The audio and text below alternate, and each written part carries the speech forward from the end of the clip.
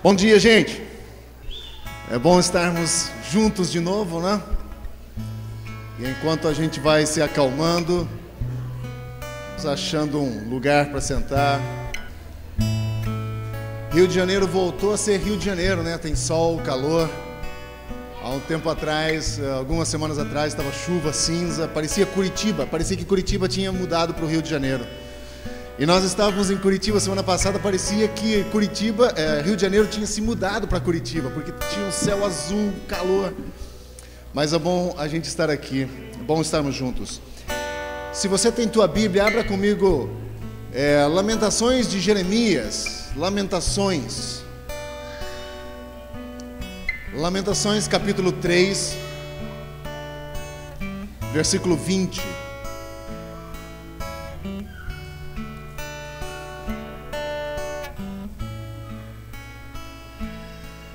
Lamentações de Jeremias, vem logo depois do livro de Jeremias. Lamentações capítulo 3, versículo 20. Ele começa dizendo assim, aliás, não começa, já está no meio do capítulo. Ele está falando de um monte de problemas. Ele está falando está se lamentando, está falando de sofrimento, de um monte de coisas. E no versículo 20 ele diz o seguinte, no capítulo 3, 20: lembro-me bem disso tudo, dos problemas, e a minha alma desfalece dentro de mim. Todavia lembro-me também do que me pode dar a esperança. Graças ao grande amor do Senhor é que não somos consumidos, pois as suas misericórdias, aliás, são inesgotáveis. Renovam-se a cada manhã, grande é a sua fidelidade. E digo a mim mesmo, a minha porção é o Senhor, portanto, nele porei a minha esperança. A melhor parte da minha vida é o Senhor, e é nele que eu vou colocar a minha esperança. Não é nos problemas, nas dificuldades. Todas elas abatem o nosso espírito e o nosso coração, sem dúvida. Porém, lembro-me daquilo que me dá esperança, diz Jeremias. Aquilo que me dá esperança é que as misericórdias do Senhor se renovam a cada manhã, e ele é a minha melhor porção, e é nele que eu coloco a minha esperança. O Senhor é bom para com aqueles cuja esperança está nele, para com aqueles que o buscam. E eu acho que é isso que você veio fazer aqui essa manhã. Você veio buscar o Senhor. Eu vim fazer isso aqui essa manhã, e juntos com você queremos fazer isso. Quero fazer isso essa manhã, buscar a face do Senhor. A melhor porção que podemos ter no Senhor, a melhor porção que podemos ter é o Senhor. Eu quero convidar você essa manhã. É impossível a gente esquecer os nossos problemas, as nossas dificuldades, é impossível. Porém, lembra também daquilo que nos dá esperança, assim como Jeremias falou. Não consigo esquecer das minhas lamúrias, dos meus sofrimentos, mas de uma coisa também eu não me esqueço, daquilo que me dá esperança. Então eu quero convidar você essa manhã a colocar o seu coração nessa esperança. A melhor parte, a melhor parcela do seu coração seja também o Senhor. E no versículo 25, quando ele diz: o Senhor é bom para com aqueles cuja esperança está nele e para com aqueles que o buscam. Isso é fato. O Senhor é bom para com aqueles que vão de coração aberto em direção ao Senhor. Isso não vai resolver o teu problema, não vai tirar o teu sofrimento, mas vai fortalecer você a enfrentar os problemas, a enfrentar o sofrimento. Isso é fato. Vamos orar ao Senhor, entregar a Ele essa manhã. Prepare-se também para logo mais nós teremos a celebração da ceia. Se prepare para esse momento tão importante de celebrar o sacrifício que Cristo fez. Estamos a uma semana de comemorar a Páscoa. Estamos a uma semana. Então imaginem, hoje seria uma entrada triunfal de Jesus em Jerusalém. Lembra? Uma semana antes de morrer, o povo aclama Jesus. Bem-vindo, bem-vindo é o homem que vem em nome do Senhor, aclama Jesus. E essas mesmas vozes, na sexta-feira, gritam a crucificação de Cristo. Vamos então orar nessa manhã, convidando ao Senhor para falar ao nosso coração, e já vamos nos preparar também com o nosso espírito e nossa mente para aquilo que Deus tem para nós nessa manhã. Querido Deus, obrigado por esse domingo tão especial, tão importante, onde nós podemos celebrar o teu sacrifício naquela cruz. Obrigado, Senhor, porque o teu sacrifício é eficaz. Ele o teu sangue pagou o preço pelos nossos pecados. E hoje nós podemos ter livre acesso ao Senhor. Podemos dizer assim como Jeremias disse: a minha melhor porção é o Senhor, porque nós sabemos o peso pelo qual nós caminhávamos antigamente. E hoje somos libertos.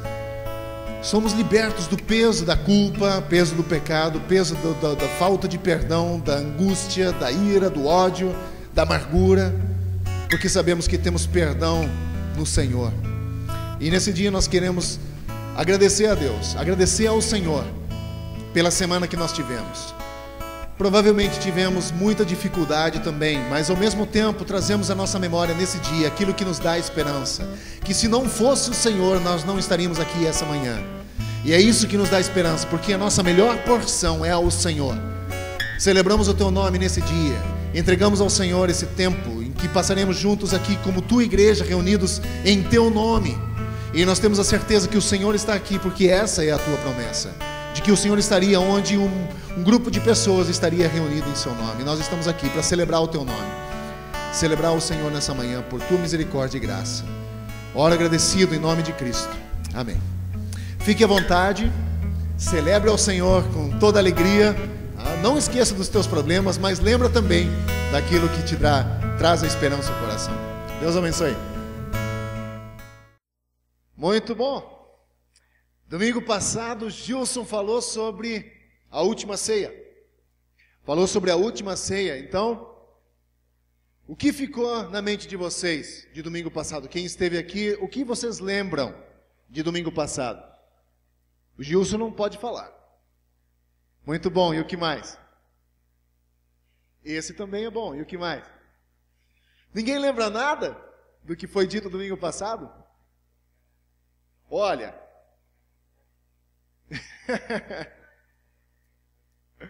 Gilson falou sobre ceia. Ele citou a história de uma mulher lá em Minas. Lembra disso? Ok. O que mais? Pô, eu estou sendo muito bonzinho.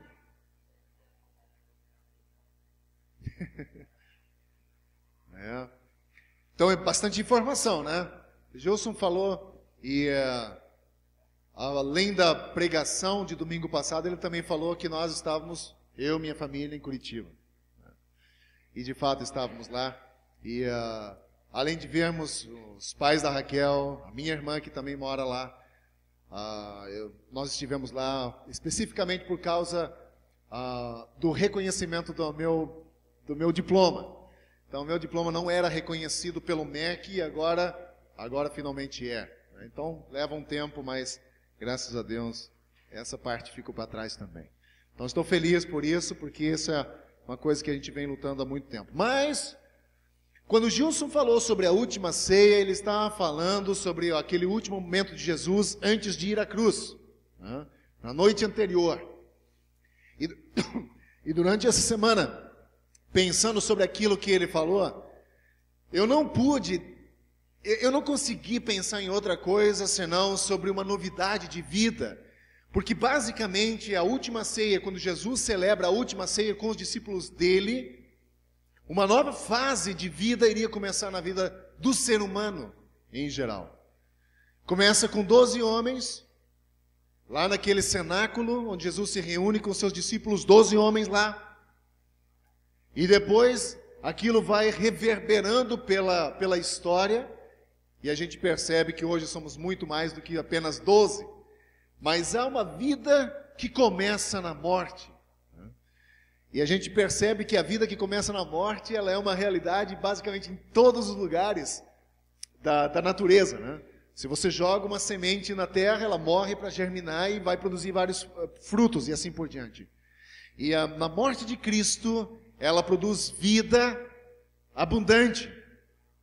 E essa manhã eu quero compartilhar com vocês algo sobre uma vida nova, né? E a gente quer pensar sobre a ideia de é tempo de viver essa vida nova.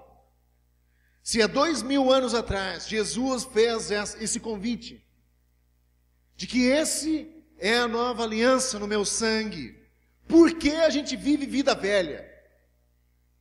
Se o sacrifício que Cristo faz nos liberta, nos tira o peso do pecado, da amargura, do ódio, do rancor. Por que a gente vive pesado por causa do pecado, por causa da amargura, por causa do rancor, e a gente não vive novidade de vida? Se a Bíblia é cheia de indicações de que cristianismo é a vida nova, por que a gente não consegue? E não tem como a gente evitar a pergunta: como viver uma vida nova? Ok, muito bonito, faz uma oração de entrega ao Senhor. Isso teoricamente é bonito, na prática não funciona nada, é zero. Fazer uma oração bonita que diz: Senhor, eu aceito o Senhor. O conceito já está errado por aí, né? Eu aceito o Senhor. É basicamente a gente tem a noção de que Jesus está com frio lá fora do teu coração, bate na porta do teu coração, metaforicamente falando, e diz: por favor, me deixe entrar. E você é misericordioso do jeito que é, abre a porta e diz: Senhor, eu aceito você, pode entrar. Esse conceito já está errado. Na verdade, nós somos aceitos por Ele. Nós, eu e você, nós somos os pobres miseráveis com frio que batemos: por favor, Senhor. E Ele, na sua misericórdia e graça, abre a porta e nos permite entrar. O conceito é esse. Então, a oração bonita pode ser bonito em termos de romancismo, né? Mas na prática isso não funciona muito. A novidade de vida, ela precisa ser vivida. E Jesus, então, nesse texto que a gente vai ler essa manhã, estava na casa de Mateus, que era um coletor de impostos, que Jesus, quando está passando, o chama para segui-lo. E junto a Jesus, então, estavam outros discípulos, além de uma série de publicanos e também de pessoas que não tinham religião nenhuma. Estavam lá só para ver o circo pegar fogo, né? Porque sempre tem aquele povo que quer ver o circo pegar fogo. Tem aqueles religiosos extremamente extremos, e tem aquele outro que defende a tese dele, e tem aquele meio termo, que quer ver agora, eu quero ver o que vai acontecer aqui, né? Sempre tem aquele povo, e Jesus aqui estava também com esse povo aqui. Se você tem sua Bíblia aí, então abra comigo Marcos capítulo 2, versículo 18 a 22, e a gente vai pensar juntos hoje sobre tempo de viver uma vida nova. E esse texto é extremamente conhecido porque ele fala dos odres novos, para vinho novo. E a gente vai perceber que os odres novos basicamente simbolizam a vida nova. Se você tem então a sua Bíblia aberta em Marcos capítulo 2, versículo 18 até o 22, nós não temos lá projetado, então a gente vai ler na nossa Bíblia mesmo. E diz assim, a partir do versículo 18: os discípulos de João e os fariseus estavam jejuando. Algumas pessoas vieram a Jesus e lhe perguntaram: por que os discípulos de João e os fariseus jejuam, mas os teus não? Essa é uma pergunta bacana. Jesus respondeu: como podem os convidados do noivo jejuar enquanto ele está com eles? Como podem os convidados do noivo jejuar enquanto eles estão com o noivo na festa? Não podem, enquanto têm consigo, mas virão dias quando o noivo lhe será tirado, e nesse tempo jejuarão. Ninguém põe remendo de pano novo em roupa velha, pois o remendo forçará a roupa, tornando pior o rasgo. E ninguém põe vinho novo em vasilhas de couro velha. Se o fizer, o vinho arrebentará a vasilha, e tanto o vinho quanto a vasilha se estragarão. Ao contrário, põe-se vinho novo em vasilhas de couro nova. Só até os fariseus vendo aquela cena, né, de Jesus com os discípulos dele, enquanto os fariseus estavam jejuando, e os discípulos de João também, e os de Jesus não, censuram a Jesus por compartilhar a mesa dele com pecadores, com pessoas que não seguem alguns princípios da lei, tanto judaica quanto os princípios que João estava pregando. E Jesus, ouvindo, então responde que veio para chamar pecadores e não justos, né, no texto anterior. Jesus sabia claramente que a lei de Moisés, que era o padrão moral para os judeus, exigia uma vez por ano um jejum anual que era feito em nome da expiação. Então era uma lei, tinha que guardar um jejum anual e pelo menos 2 vezes por semana um jejum normal. Então imagina, esse homem uma vez por ano tinha aquele jejum célebre, e 2 vezes por semana então um jejum normal. Com tudo isso em mente, Jesus afirma então categoricamente que aquele que naquele momento não era hora de jejum. Naquele momento os discípulos estavam perante o noivo em celebração, não era hora de tristeza e não era hora de parar de comer. Não era hora. Quando o noivo fosse retirado, diz o texto, então sim, viria o tempo de jejum. A presença de Cristo era sinal de festa e não de lamento e contrição naquele momento. Esse ensinamento de Cristo é muito valioso para a nossa vida. Pode passar isso, Cláudio. Porque em todas as áreas da nossa vida, nós somos confrontados com novidades. Todas as áreas da nossa vida, a cada momento. Pense um pouco, os fariseus e os discípulos de João, vendo Jesus não seguindo uma tradição judaica, eles o questionam, porque era uma novidade. Não pode ser. Nós temos um padrão que precisa ser seguido. E Jesus diz, esse padrão está errado. E ele então mostra. E todos os dias, em todas as áreas, a gente reconhece que há uma novidade acontecendo em nossa vida, ou que se apresenta diante de nós. Agora, como nós lidamos com o novo que está diante de nós? Jesus nos ensina alguns princípios a respeito disso. Vida nova significa mudanças. E como nós lidamos com as mudanças na nossa vida? Tem algumas mudanças que, ok, a gente gosta que aconteçam. Perda de peso, que o nosso rosto fique bonito, que o nosso cabelo, depois que sai do cabeleireiro, fica melhor do que quando você entrou. Não é? Ruim seria se fosse exatamente o oposto. Você faz regime e engorda. Você vai no cabeleireiro e sai pior do que entrou. Ou vai numa cirurgia de estética e sai pior. Isso aconteceu, isso é um horror.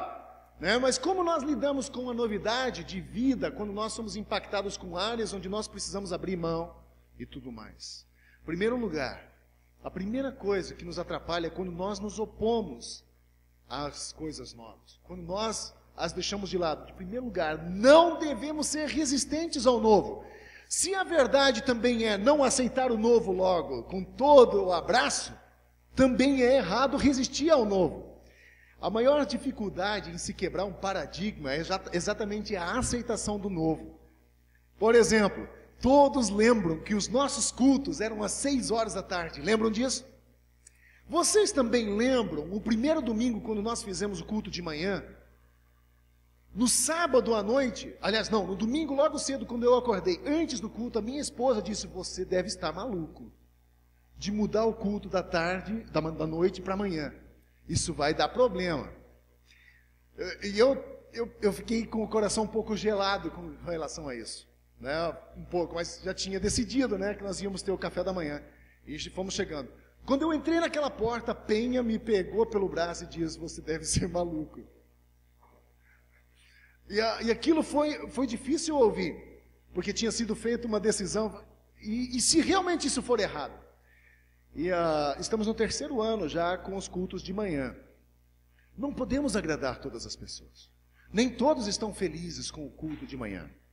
Nem todos. Agora, isso é uma dificuldade de aceitar mudanças, de aceitar uma coisa nova, porque nós somos assim, seres humanos são assim, quebras de paradigma trazem crise para nós. Mudar coisas onde você se sente confortável traz crise para a tua vida. E rejeitar ou ser resistente a algo que é novo pode muitas vezes acarretar em prejuízo para a nossa vida. Então, graças a Deus, os nossos cultos de manhã estão indo bem. Ninguém até hoje, em 3 anos, perdeu um jogo do campeonato carioca. Não é? Principalmente os homens podem assistir o jogo às 4 horas da tarde, sem aquele desespero de 6 horas vai começar o culto. Ou pode ir à praia à tarde, no domingo. Você tem que sair correndo. Pode ir almoçar com os seus familiares. Então, tem um lado ruim e tem um lado bom, sempre nas novidades. Então, ser resistente àquilo que é novo é um dos primeiros princípios que Jesus ensina. Ele diz, olha, novidade de vida começa com quebrar paradigmas, com padrões que nós estipulamos em nossa vida. E nós, como cristãos, temos certa resistência à novidade. Nós temos resistência à novidade, não tem como negar. Eu venho de uma igreja super tradicional, lá no sul do país, extremamente tradicional. Se eles tivessem me visto aqui jogando hóquei com os jovens dentro desse templo aqui, com as cadeiras aqui em cima, jogando hóquei aqui, eu seria excluído da igreja. Eu seria convidado gentilmente a me retirar. Sério. Porque tem uma resistência à mudança. Não pode jogar hóquei dentro do templo onde já se viu, não pode. Isso é apenas um prédio de tijolos que vai ficar. Não existe vida no tijolo nem no prédio. Existe vida em mim e em você. É em mim e em você que Cristo quer trabalhar. Não no templo, não no prédio. Porque na verdade nós somos o templo. Não isso. Isso aqui só protege a gente do calor e da chuva. E é um lugar bom para a gente se reunir nos domingos de manhã, não é? Mas não serve mais para nada do que além disso. E a Bíblia nos afirma categoricamente que nossa vida em Cristo é uma nova vida. E se nós nos tornamos resistentes ao que é novo, nós deixamos de viver essa nova vida em Cristo. Por conta dessa resistência. E resistência ao novo gera atraso e estagnação. Quando nós resistimos ao novo, nós podemos ter em nossa vida atraso e estagnação. Isso significa que tudo que é velho é ruim? Absolutamente. Não é verdade. Mas Cristo nos chama a viver uma vida de novidade nele. E quando nós nos recusamos, ou nós não queremos essa vida em novidade, nós temos atraso e estagnação. O segundo princípio que ele nos ensina é: não se pode desfrutar do novo se a nossa estrutura for velha. Um pano novo, ele usa aqui uma figura de linguagem. Um pano novo num remendo, num rasgo velho. Né? Vocês não são dessa época, mas eu sou. Eu tenho 5 irmãos, além de mim. Então eu sou o último. Então as roupas vinham de irmão para irmão, sendo herdadas. Porque hoje é muito fácil. Você vai lá no calçadão de Campo Grande e você compra bermudas para o teu filho por R$9. Bermudas boas. Para que remendar uma que está rasgada, se você pode comprar uma nova por 9? Não é? Então você compra, ainda mais o meu filho que vive no chão se arrastando, sabe? Se compra uma bermuda hoje, daqui uma semana já tem rasgos. Agora imagina, na minha época, quando eu era criança, nós não tínhamos essa facilidade de comprar essas roupas assim. As roupas eram caras, então vinham de irmão para irmão sendo passado. Quando chegava até mim, ela estava completamente branca, calça jeans, quando tinha jeans. Ela estava totalmente desbotada e tinha rasgos. E a minha mãe fazia remendos. E incrível, ela botava um remendo novo em cima daquela calça rasgada. Vocês conseguem imaginar que beleza? Aquele negócio novo em cima do... Eu parecia indo para a festa junina. Com a calça remendada. Era incrível. Eu não fiquei complexado de forma alguma. Mas aquele remendo, eu ficava horrorizado. E era uma época dos anos 80, em que era moda andar com calça rasgada, desfiada. Eu queria ir para a escola com a calça rasgada. Não havia uniforme naquela época, mas com calça rasgada. Eu queria ir. E minha mãe não deixava, porque a estrutura dela não permitia ir com calça rasgada. Tinha que pôr um remendo. E sempre um remendo novo sobre uma calça velha, e aí ficava ridículo.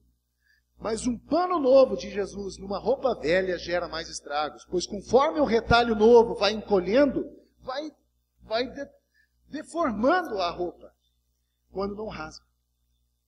Vinho novo, ele diz, em odres velhos também se perde. Conforme o vinho vai fermentando, expande os gases.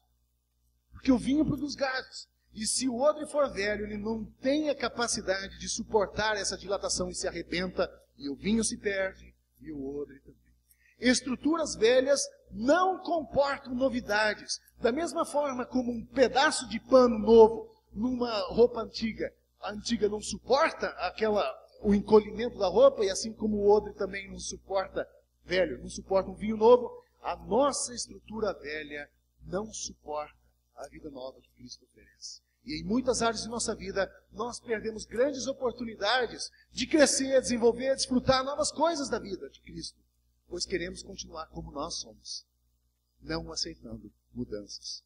Sabe por que nós não crescemos em Cristo muitas vezes? Porque nós queremos a vida que Cristo oferece, mas nós não queremos que Ele mude em nós as estruturas que são confortáveis para nós. Aquelas estruturas com as quais nós somos acostumados, que nos trazem prazer. Para que mexer no que está bom? Estou feliz com isso, mas eu também quero a vida que Cristo dá. Só que é incompatível. Jesus fala claramente, é impossível desfrutar do novo sem abandonar velhas estruturas. Impossível. Não dá, porque são incompatíveis. E essas estruturas, elas podem ser jeito antigo de ver a vida, doutrinas humanas, costumes, formas de trabalhar, entre outras. Podem ser várias estruturas que a gente tem em nossa vida, e todos nós temos um padrão que muitas vezes não suporta a nova vida que Cristo quer oferecer. Agora, para desfrutar das novidades, é preciso criar novas estruturas. Mas como? Como é que nós criamos novas estruturas em nossa vida? Se o velho não suporta, se o velho é incompatível com a nova vida que Cristo quer nos dar, como nós construímos, então, uma estrutura nova?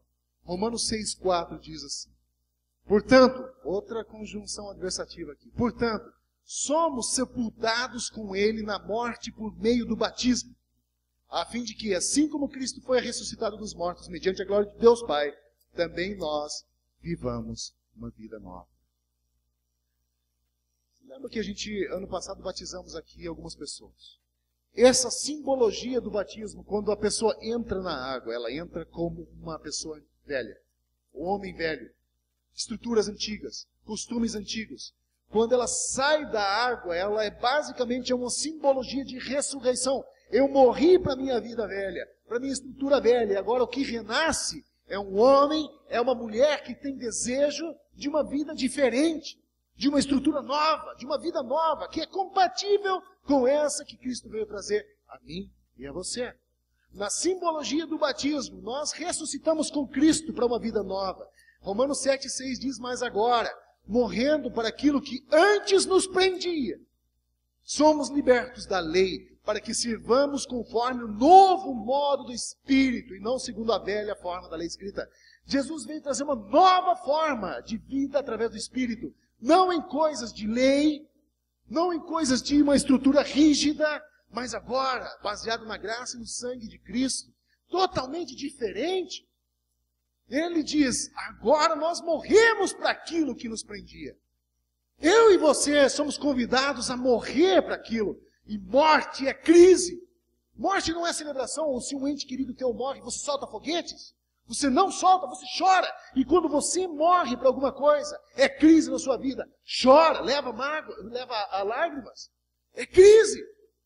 Só que depois, quando você começa a viver a nova vida, você percebe que aquilo que ficou para trás é ruim e que era incompatível com a vida nova que Cristo veio trazer.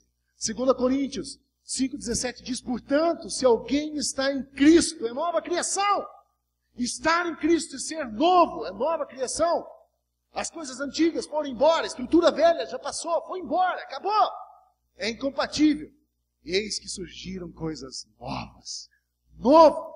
E quando nós nos resistimos ao que é novo, nós deixamos de viver isso que Cristo veio trazer. A própria vida cristã é considerada nas Escrituras como nova vida. Uma outra vida. Você não perde a sua personalidade. Você não é agora uma pessoa que tem uma dupla personalidade, mas você deixou para trás uma antiga estrutura que era incompatível com a vida nova que Jesus trouxe, para que você viva agora uma vida totalmente nova. Mas por que então, voltando para aquela pergunta que eu fiz lá no início, nós não continuamos a nos renovar? Por que nós não continuamos a nos renovar? Se nós sabemos de tudo isso, de que eu crucificado em Jesus, assim como diz Gálatas 2, crucificado em Cristo, já não sou eu mais quem vivo, mas é Cristo que vive em mim. Se eu sei de tudo isso, de nova criação, de uma vida nova que Cristo veio trazer, por que não continuo a me renovar? Talvez seja por causa do tradicionalismo. Meus pais fizeram assim, meus avós eram assim, e vem passando o tradicionalismo. Talvez seja por acomodação, que é a coisa mais comum. Está gostoso assim, para que mexer no que está quieto? Interessante quando você vai pescar e você tem aquele riozinho clarinho, assim, né? Aí você só pega lambarizinho. Mas quando a água está suja, você pega bagres grandes. Mas a água suja é turva, é feia. Tira você do conforto. Quando a água da tua vida é balançada, quando a tua estrutura é balançada, para que sair disso? Eu estou tão bom assim do jeito que estava, vivendo a minha vidinha legal, sabe? Está tão bom, para que mexer no que está quieto? Mas isso impede que nós vivamos a vida nova. Agora existe um ciclo aí na nossa vida. Tem um ciclo na minha e na sua vida aí. Pensamentos, sentimentos, atitudes. Esse é um ciclo na vida de cada um de nós.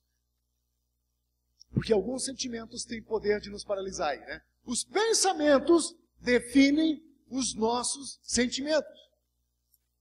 Os sentimentos definem as nossas atitudes. E talvez tenha um psicólogo que vá discordar de mim. Não tem problema.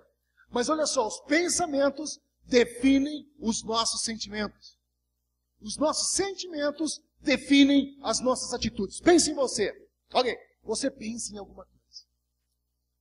A partir do momento em que você começa a pensar sobre essa coisa, você começa a sentir. E a partir do momento em que você sente essa coisa, você começa a agir baseado nesse sentimento que foi gerado pelo pensamento. Faz o caminho inverso. Essa é uma coisa que você olha para a Bíblia e você vê homens e mulheres fazendo por toda a história. Alguns sentimentos têm o poder de nos paralisar e são consequências dos nossos pensamentos.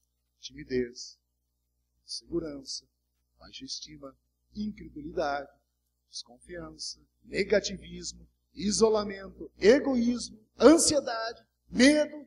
Esses são alguns sentimentos que nos paralisam e que nos impedem de viver uma vida na plenitude, uma novidade de vida. E esses sentimentos vão definir as nossas atitudes e assim também o nosso comportamento.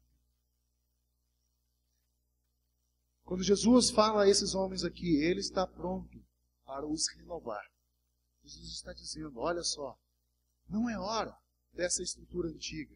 Vocês fazem, é uma estrutura antiga, mas veja, o noivo está com eles. É tempo de celebração, é tempo de festa.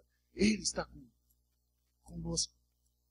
Não é hora de estruturas antigas, é hora de novidade de vida. O noivo está aqui, Jesus está aqui.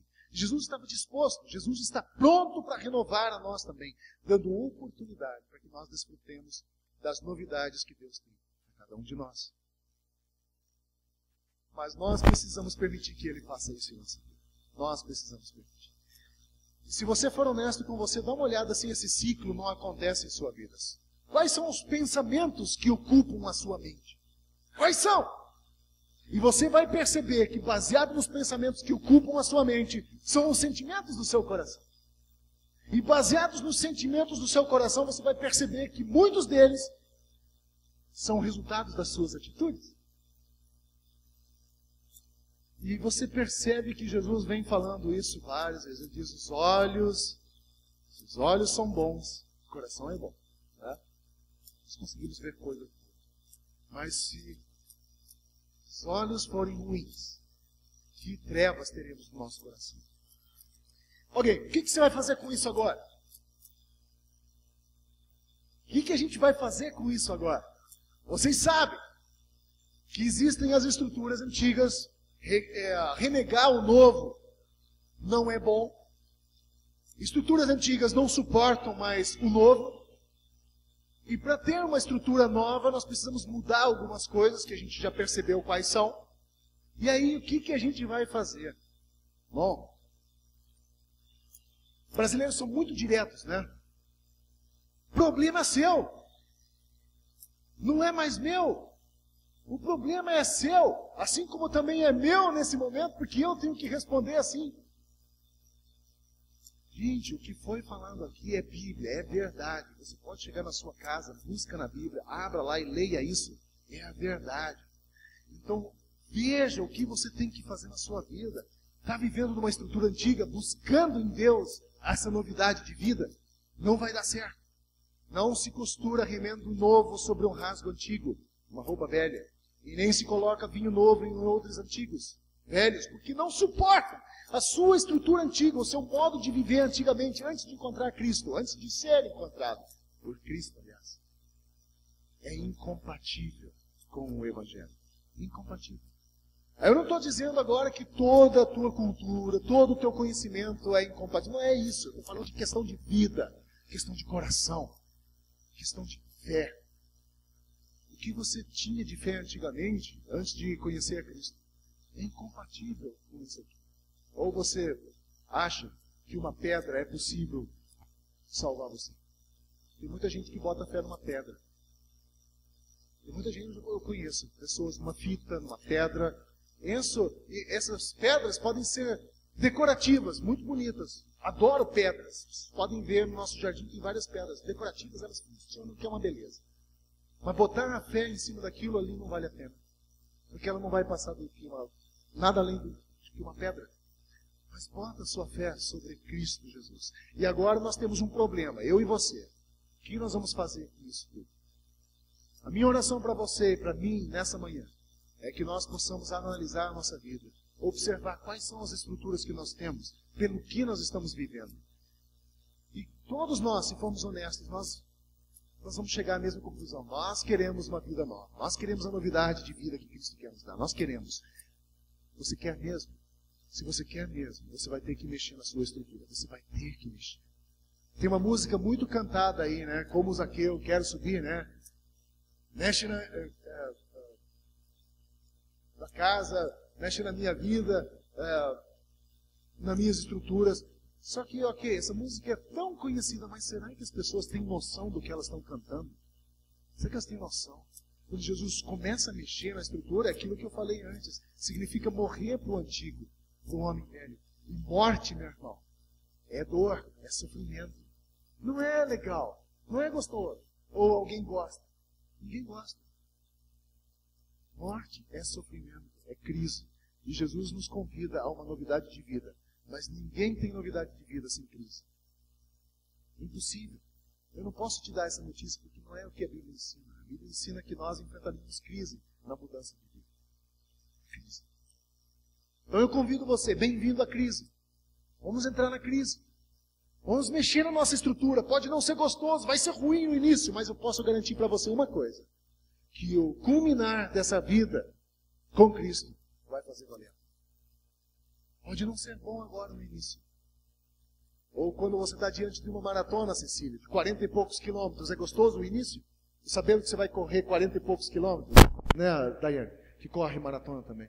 O início, você, puxa vida, isso vai ser difícil. Mas quando você está chegando no final, você começa a ficar energizado pelo final da corrida. A nossa caminhada cristã também é uma corrida. Não importa quão bom você saia, o sprint final que é o importante. Não é o início. A tua saída, a tua largada é um ritmo. A chegada lá sim. Então não saia correndo que nem um maluco, que você vai cansar no meio da corrida. Então saia consciente de que você precisa chegar no final. E Jesus está pronto para nos renovar, cada dia nos dando essa oportunidade, porque nós desfrutemos dessa vida nova que Ele veio nos trazer. Baseado no sangue de Cristo que Gilson falou domingo passado. Quando Cristo veio, celebrou aquela ceia com aqueles discípulos e disse: esse é o símbolo da nova aliança no meu sangue, de uma nova vida para mim e para você. Que Deus nos ajude também a caminhar nessa novidade de vida. Só que a novidade de vida, ela não vem automaticamente. Não vem e não é também passada por osmose, como eu contei aqui já outro dia. Você dormir em cima da Bíblia e conhecimento vai passar. Não vem por osmose, não é automático. É investimento, é você entrar na vida com Cristo. E é para isso que eu convido você a fazer. Entre nessa vida com Cristo, permita Ele mudar a sua estrutura, não faça por você. Peça a Ele fazer. Ele vai fazer. Né? A única coisa que Deus precisa, Deus não precisa da tua ajuda. A única coisa que Ele precisa é obediência. É um coração disposto a se entregar a Ele. Que Deus nos ajude, que Deus nos abençoe nessa manhã. Que Deus abençoe você, na sua família, na sua casa, que você possa ter essa novidade de vida. É o meu desejo para você. Que você viva uma vida abundante, uma vida cheia de expectativas no Senhor. Que viva a vida mesmo, não aquela vida pela medíocre, pela média, pela metade. A vida que Cristo veio trazer, uma vida abundante. Que Deus nos abençoe. Vamos orar. Senhor, em nome de Jesus, nós agradecemos ao Senhor nessa manhã pelo seu interesse pela vida de cada um de nós. Agradeço ao Senhor também por ter morrido naquela cruz. E não somente isso, mas aquela morte na cruz que nos trouxe vida e vida abundante, uma novidade de vida. Mas infelizmente, às vezes, nós não a vivemos completamente. E nessa manhã eu oro, Pai, para que o Senhor nos ajude a, em primeiro lugar, ter consciência da nossa situação natural. Que o Senhor nos ajude a ter consciência da forma como nós vivamos e que é incompatível com aquilo que o Senhor veio trazer de novidade de vida. Então nos ajuda, Senhor, a termos essa consciência, depois que nós possamos entender a Tua vontade para a nossa vida, e que depois nós possamos permitir que o Senhor mexa na nossa estrutura, e que depois nós vivamos essa vida em abundância, e que depois nós tenhamos a alegria de compartilhar com o Senhor da eternidade. Deus, nessa manhã eu peço que o Senhor nos abençoe, que o Senhor nos guarde nesse dia, que nós possamos ainda ter a contínua ministração do Teu Espírito em nossa vida, que nós possamos ainda nessa tarde, nessa restante de manhã ainda que resta, depender da Tua graça e poder ouvir ainda a Tua voz falando no nosso coração. Nos abençoa, Senhor, eu peço nessa manhã, e que a graça do Senhor Jesus, e que o amor de Deus, o Pai, e a comunhão e consolação do Espírito Santo sejam conosco hoje e sempre. Eu oro assim, em nome de Jesus. Amém. Deus abençoe você. Não saia daqui sem antes abraçar todos, não 5 só, mas todos, tá? É uma ordem, não é um pedido. Deus abençoe.